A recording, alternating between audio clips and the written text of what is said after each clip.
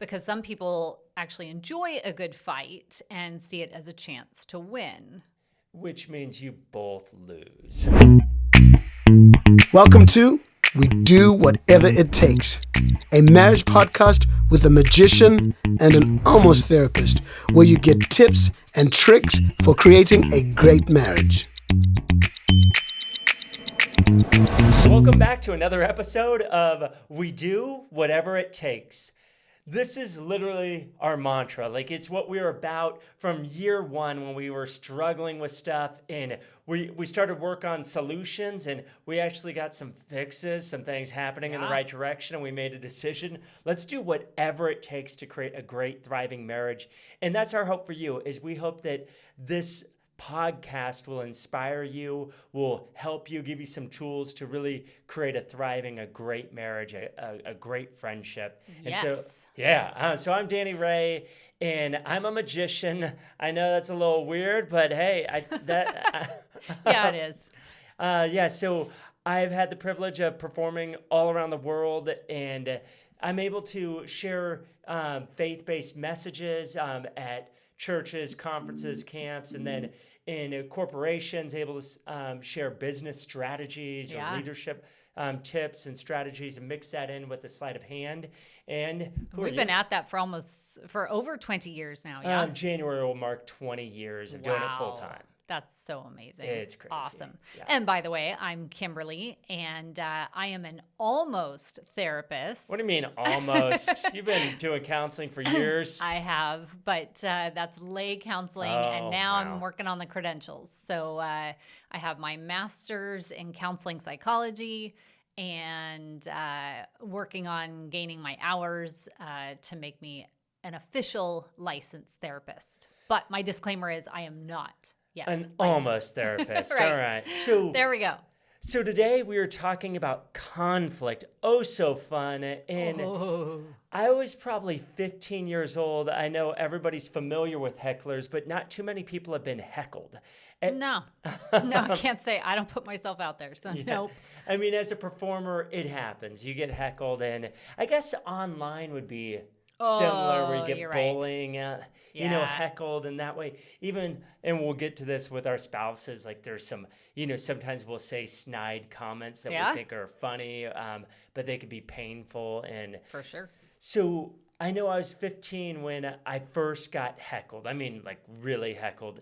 So did they throw tomatoes? No. Okay, good. But this guy was definitely against me, but it taught me a lot about conflict. Who's against a 15-year-old? Like, come on, that is so bad. He might have been a little inebriated. Oh, okay. Still not right, but go ahead. So I got hired for one of my first parties. At that time, I was doing a lot of walk-around magic for banquets. And, so there's probably 300-ish people there. Okay. And I'm going from table to table doing magic. And this guy grabs the deck of cards out of my hands. Oh, big no-no. And so I'm like, hey, welcome. Glad you guys are here. My name's Dan. Went into my spiel, right? Yeah. He grabs the deck of cards out of my hands. Oh. And then he pulls a card out and hands me back the deck. And he's like, go ahead, name my card. And I'm like, oh, great. Like, what do you do? I don't know what you do. So I didn't think you could do that, now, then he's like, basically go get go out to of here. Another table, get out. Yeah. And so I'm 15 at that time, pretty shy, pretty introverted, like really. And so I was just like, okay, I'm going to take a stab at it. And I'm like, you mean like a guess, 1 in 52? 1 in 52. Seriously? But by that time I had already known like hundreds of methods to get to the right conclusion. Okay. But the best method is just naming the card, and it's actually the card. Sure. And so I took a stab at it. Now, it was an educated guess. I did glance down at the deck for a moment and try to look at the cards I could see and go, okay, it's not one of these, right? Yeah. And so then I looked at him and said, your card's the Jack of Spades, with as much confidence as like I could possibly like muster up, because I was literally shaking. And he literally like mouth dropped open and he's all, what?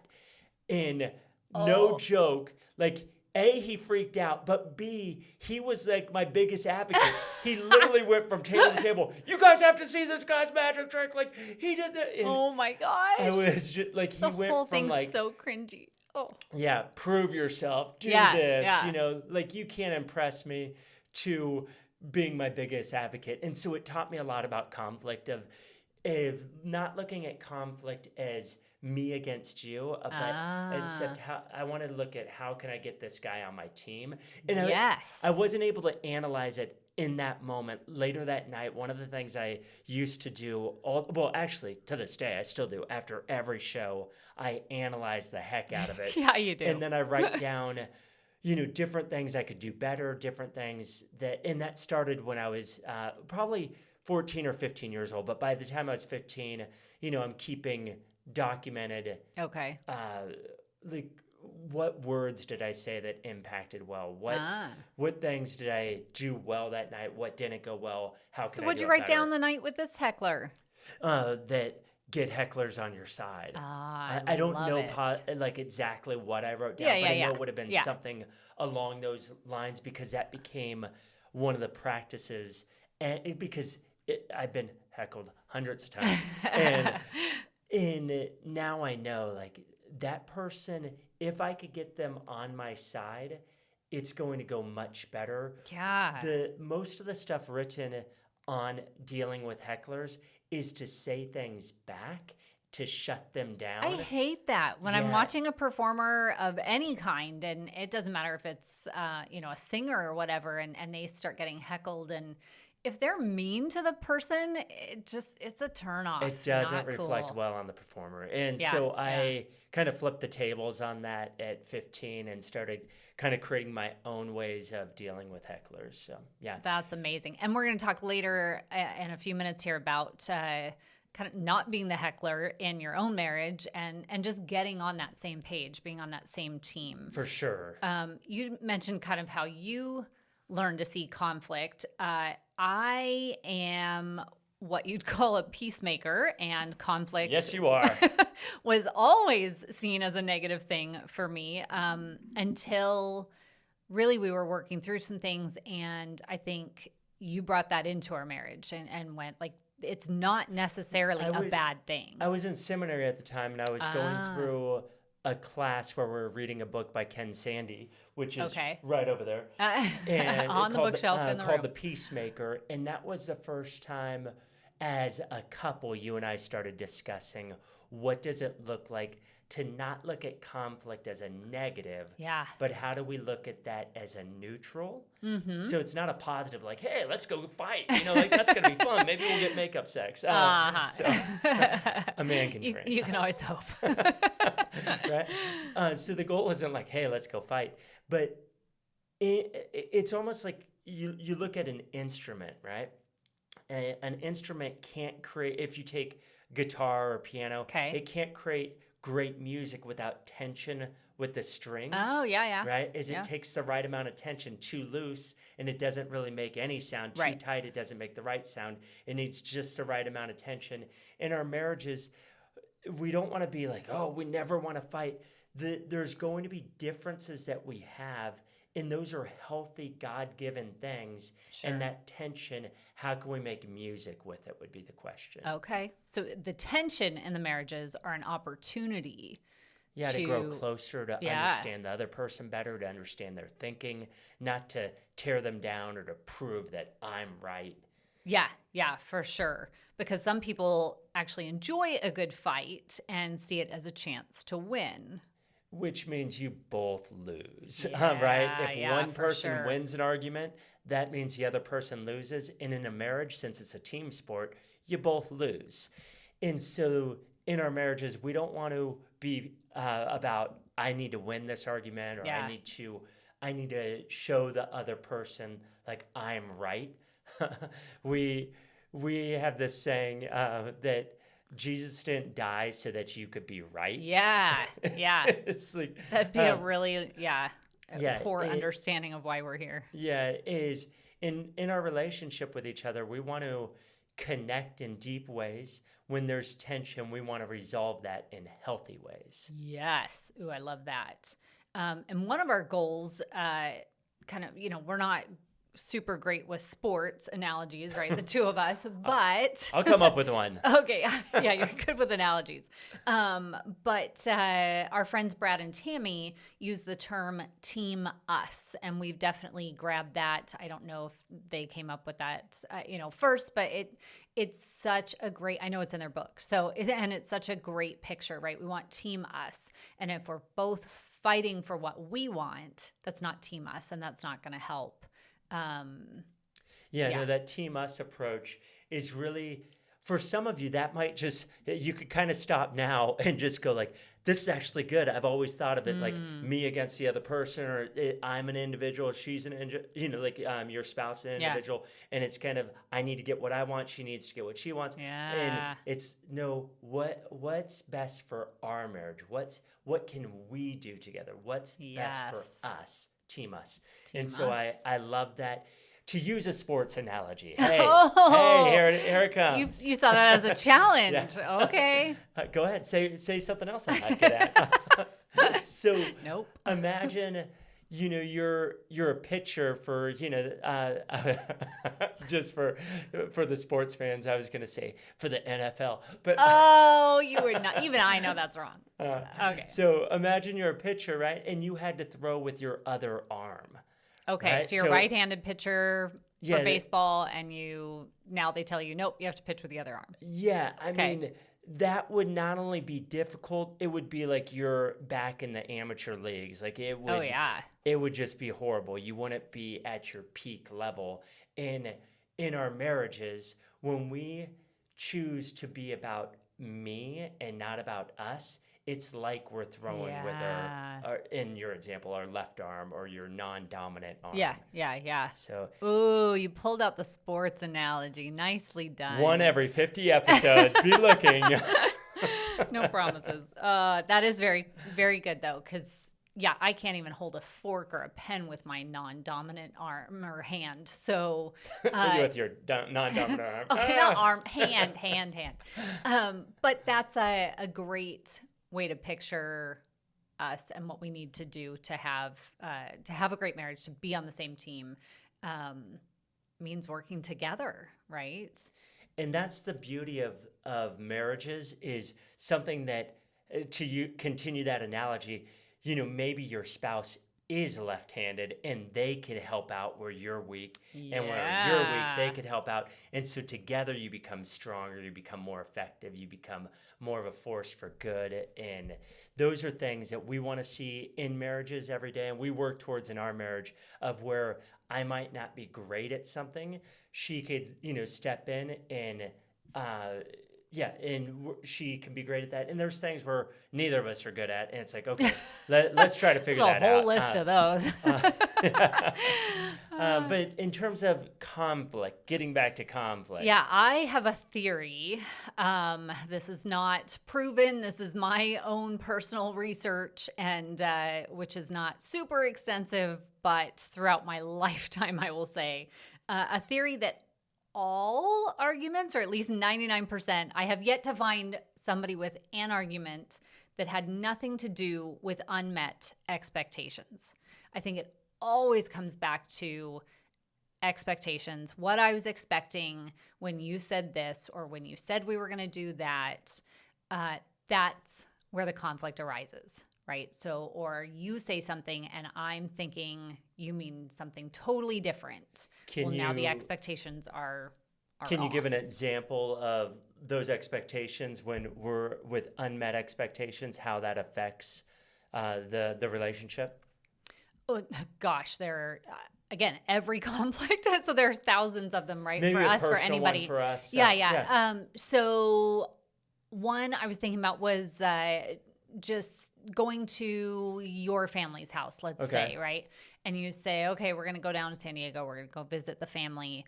Are we doing that? Should I jump in the car? Let's go. Stay right here. That's not set up yet. That's not in the plan. Not yet. So the expectations, we're really careful to say, or we've learned to be really careful to say, okay, this is what that means. If we're going down there, I'll ask questions to clarify it, right? What time are we going? What are we doing there? Are we staying down there? All those questions have come out of the whole frustration. Yeah. So just to color this picture for you, is Kim and my family could not be more different. And early on, it caused a lot of tension because her saying she's going to her family or I'm going to, saying, hey, let's pick up and go to one of the families, right? It would cause tension and arguments and frustration because of unmet expectations. So with my family has a plan. Let's yes, just put it your that family way. does have a plan. There's a plan. We know what time we're meeting. We know what time we're finished. And yours, who I love. We're going to meet at 3:00, which means get there at 2:30. Yeah, totally. Be up to the, upstairs, wherever it is, at 3:00. We're going to have dinner at 5. Right, we're going to have dessert at 7. There's a plan. You are getting on the road at 9. Oh, I didn't. Right now yes. Okay. Apparently we're getting on the road. Yes. With my family, it's much more, let's just hang out. Oh, you know what? Why don't you spend the night? And Kim's like, what? Spend the night? I didn't bring anything. Yeah, oh, I didn't pack for that. You're fine. No, not fine. Yeah, which both ways are awesome, and we have definitely learned to love, and I've even learned to love and appreciate the no plan kind of family visit. But it did cause a lot of issues, and we're just using this as one example, but anytime there are unmet expectations, right? So you say, hop in the car, we're going down there, San Diego, see the family. I needed to find out what that really meant. What was in your brain? What's going on in your head? How not long? Much. That's not true. I think sometimes there's too much going on in there. And so finding out what the other person is expecting is a huge part of avoiding conflict. It really is the magical way of avoiding it. But we don't want to avoid it when conflict's already there.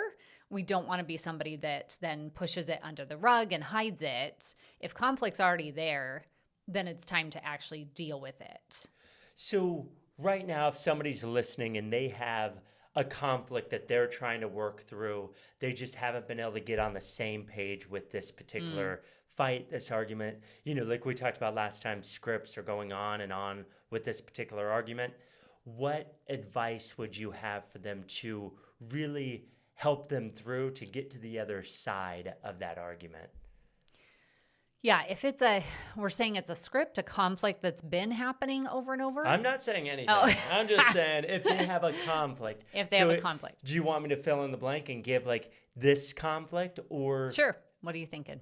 Okay, so let's say they've had a date night and they're really excited about the date night, and one of them has other plans that come up. Okay. And so now they've been planning whatever the date is for a little bit, but now they have something else come up, or one of them. And the other person feels, even though they say, oh yeah, no, it's fine, they're really feeling discouraged and defeated. And I was excited, the expectations of, I was excited about having this happen, but okay, if you have something else. But after that person does whatever it is, go hang out with friends, go to the shooting range, whatever they do. But not the date. Not the date. Okay. Then afterwards, it's like, well, I wish you would have been. And now the tension, the fight starts, and they just can't move past it. Okay, so I'm going to back up to, don't say it's fine if it's not fine. Could be, part of the conflict there. So if you don't want somebody to go, or so addressing problems when they happen. Yes. If you wait that out, it's just going to fester. It's just going to be an issue later on. So what if I really did okay, that is okay. Okay. But so you thought it was okay at the time. But then it really did bother me that you put your friends in this situation over the priority of our relationship of going on a date. So for us, what we found works is basically a 24-hour policy. Right. So we try to bring that up. Listen to that word, policy. Wow. That tells you the difference between my wife and I right there. Okay, it's not a written contract. It's just. It sounds like it. policy, rules, I'm still going to use contract. the word policy. So, but it is a 24-hour, hey, you need to bring this up if that bothers you. So I come home, it's not our date. We didn't go on the date, and you thought it was okay for me to go do whatever it was that I thought was more important than the date. But by the time I come home, you're frustrated. That's time to bring it up and say, hey, I thought I was okay with this, but as you were away, I got more and more frustrated. How can we work this out? And oftentimes part of our conflict resolution is figuring out how we can do that differently the next time, right? So it's also there are boundaries there of not tearing each other down during those conflicts, right? Yeah. To ideally sit down. And I get that you might not be all lovey-dovey and sitting next to each other at this point. Might be you each choose a couch or each choose a corner of the room to discuss whatever it is. But to say, hey, that actually ended up hurting me. I didn't think it would, but I didn't like that you did this, or that hurt me when this happened. How can we do this differently next time?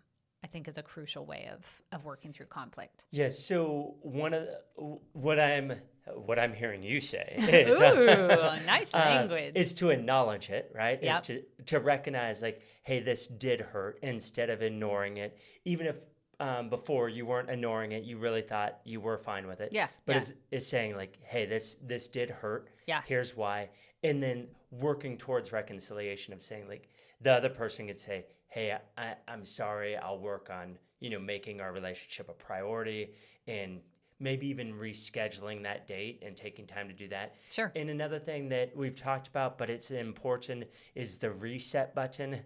We wear this button out. Like, I don't want to say every day, but on an ongoing basis, we hit the reset button, which means, hey, I blew it. I'm sorry. Can we reset and start over? Yeah. And oftentimes it's right in the moment that something happens. So Kim says something about my driving, which we've already talked about as well. Like, it's going to come up a lot. It's going to come up, right?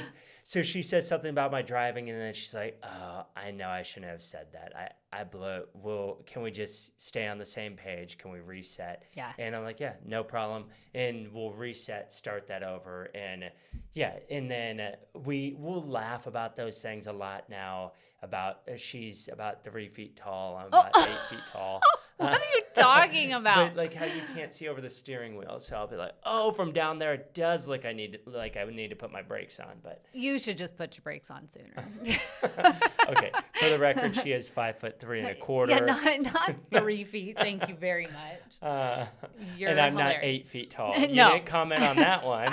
You're fine with me being 8 feet tall. Okay. No. Hey, I've got one other one that I was thinking about with conflict, and this one, when I brought it up with some people, they've been really surprised at this one. So, one of our major tips is when you're in conflict with somebody, especially, so let's take in your marriage.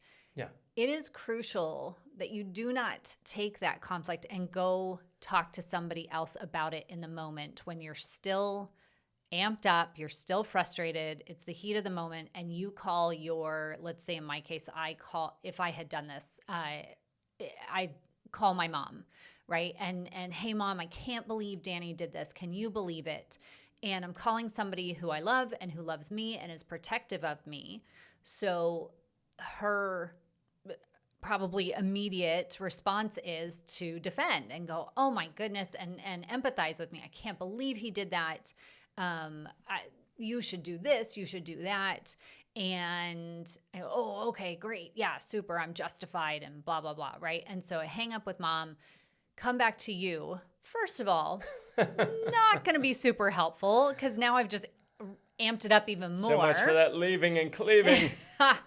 Oh yeah, that's a good one we can talk about later.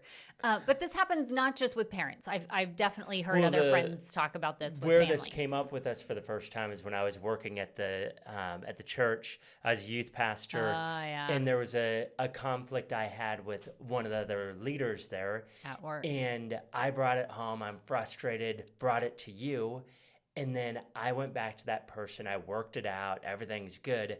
But now you were still frustrated with that person, but you didn't have an outlet to go like, hey, I just want to ask for forgiveness. Or I couldn't bring it up with them and it's weird. It's like a third party. And so we've learned to be careful with what we share with each other that way. In our marriage, we just want to be protective of team us. Yes. And that's make a good sure way to that put we're it. not, giving them something that they don't have a way of resolving. And with the mother-in-law situation, there's no way for her to. So typically, obviously, you and I would have worked something out in that scenario. So we move on past it. But she's still frustrated with me in that scenario with me, which doesn't work well, right? So and not just my mom, but any mom in that scenario is not perfect. And they're going to have a little bit of a chalkboard with, tally marks on it going, oh, that's kind of a strike against my daughter, or again, whatever the scenario is. The point being is when you have a conflict, not to go to somebody else and just be like, hey, I can't believe my spouse. Yeah. We want to be speaking the best of our spouse and speaking the joy and the love and the hope they bring into our lives, not tearing them down, especially to others. Yep. I think with any of the stuff we share, there's always exceptions to this, but I think as a whole, we want to be protective of our relationship. And that's a major way you could protect your relationship. Absolutely. So the last thing we want to share with you is this. Conflict is going to happen. It's unavoidable. What we want to challenge you with is to really stay on the same page through a conflict, not just create that, oh, I'm going to win this conflict, which means you both lose. And you want to be clear on what your expectations are. It's talking about, this is what my expectations are, and that could help you to avoid the conflict. But if you're in the conflict, is sharing like, I was really expecting, I'll go back to our scenario of San Diego, heading down to San Diego to be with my family. I was expecting that we were going to spend the night. When I said, hey, we're going down to San Diego, that means we're spending the day, the night, the weekend. I don't know why that isn't clear to you. Like, right. And so know the expectations and figure out ways to just honor your spouse when you're in a conflict, not going to other people, but resolving that within the context of your relationship. Yes, absolutely. Great advice. So join us next time when we're going to continue this conversation on conflict and ways that you can be prepared, and even ways to help you get rid of unnecessary cards, like that a magician might use, unnecessary cards you're using in your marriage. I only use a royal flush. This is We Do Whatever It Takes. Thanks for listening. See you next time.